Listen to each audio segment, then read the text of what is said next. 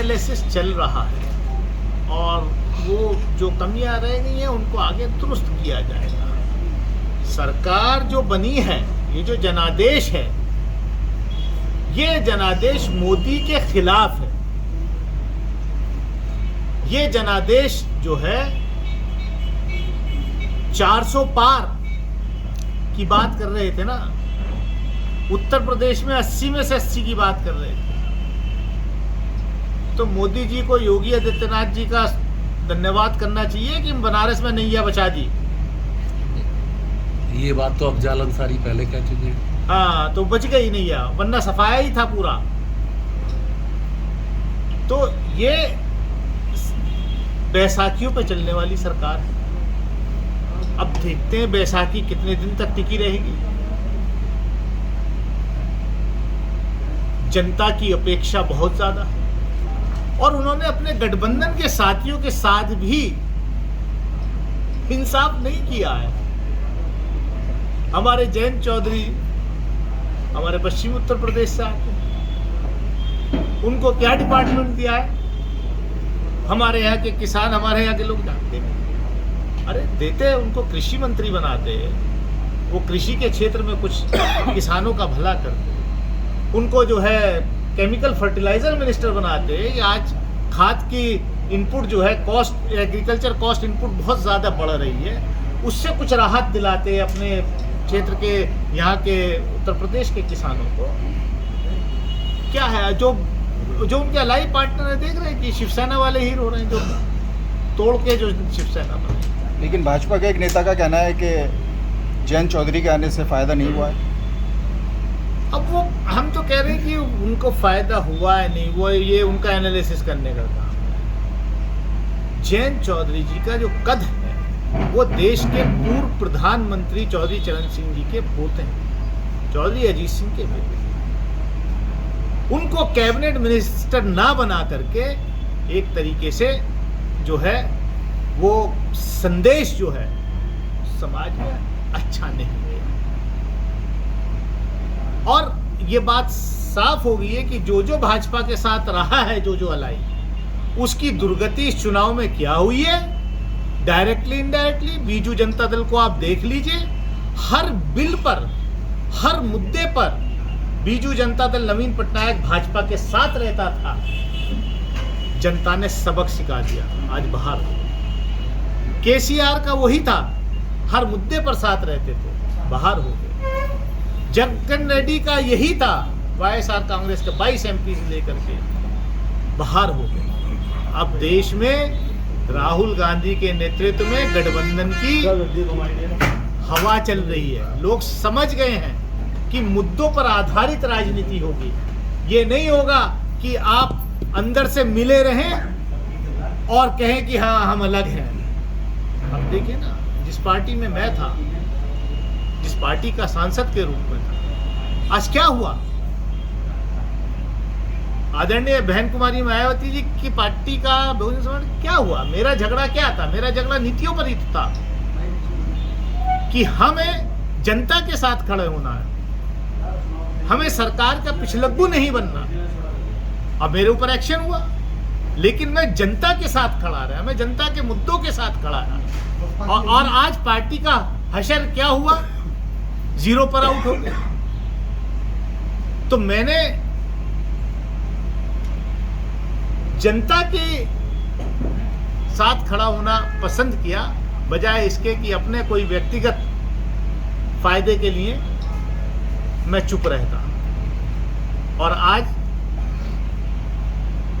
BSP के अंदर इस बात का मंथन चल रहा है। क्या भविष्य? जनता ने जनादेश दे दिया।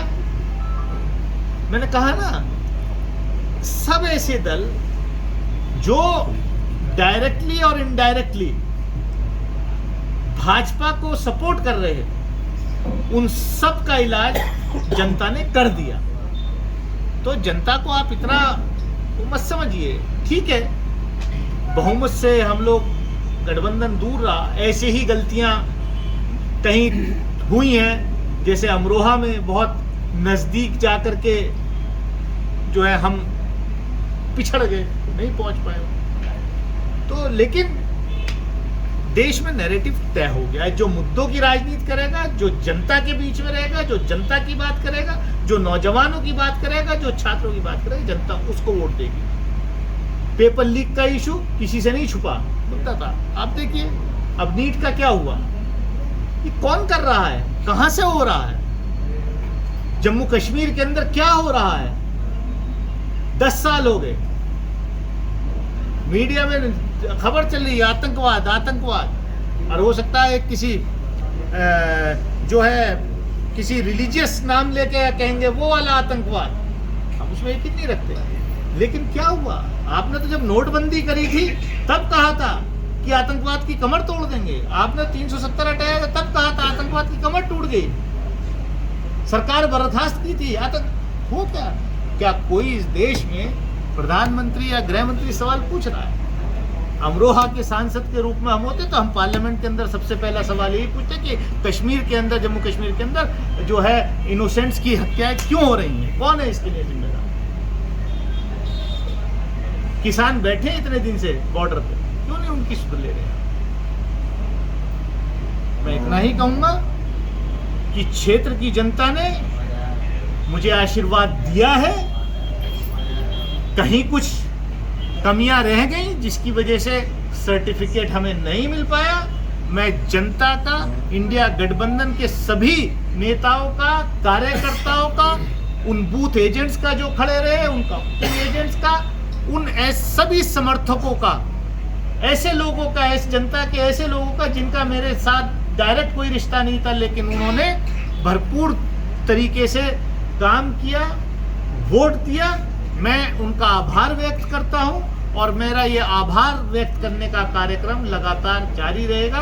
मैं जनता के बीच रहूंगा, क्योंकि जिन लोगों ने मुझे वोट दिया है उनको मैं ऐसे नहीं दूंगा, मैं उनके बीच लगातार रहूंगा। आपके प्रदेश सचिव थे कांग्रेस के सचिन चौधरी, पूरे चुनाव में नहीं दिखाई दिए आपके साथ। सचिन चौधरी जी, अब ये सवाल पार्टी उनसे पूछे, कौन कहाँ था, कौन नहीं था। जिलाध्यक्ष आपको साथ में कल उनके साथ में अब देखिए, मैं जिला अध्यक्ष फिलहाल मेरे साथ बैठे, मैं इंडिया गठबंधन का यहाँ प्रत्याशी था, मेरे साथ पूरा गठबंधन चुनाव में भी था और आज भी। अब कोई इंडिविजुअल, कोई एक व्यक्ति कहाँ था, क्यों नहीं था, किसके पिताजी ने, किसने अपने पिताजी को कहाँ भेज दिया, कौन कहाँ चला गया, ये सवाल मेरे लिए इमैटीरियल है। मैं मैं कह रहा हूँ, मैं इन, तुम उधर चले जाओ, इधर से जवाब,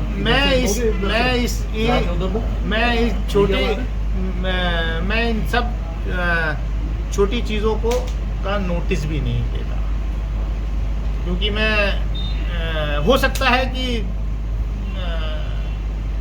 हमारे किन लोगों ने अलाउ ना किया हो कि कोई हमारे चुनाव में आए, तो आप ऐसे कुछ, ऐसा नहीं है। मतलब ठीक है, जो हो गया हो गया, बड़ा दिल रखना चाहिए, विशाल हृदय रखना चाहिए। हम उनमें से नहीं है कि जो अपने आप को 56 इंच का सीना कहें, लेकिन उनको सामने वालों को उनके लिबास से पहचानते हो। और मैं यही उम्मीद करता हूं कि जो जीत करके यहाँ से गए वो भी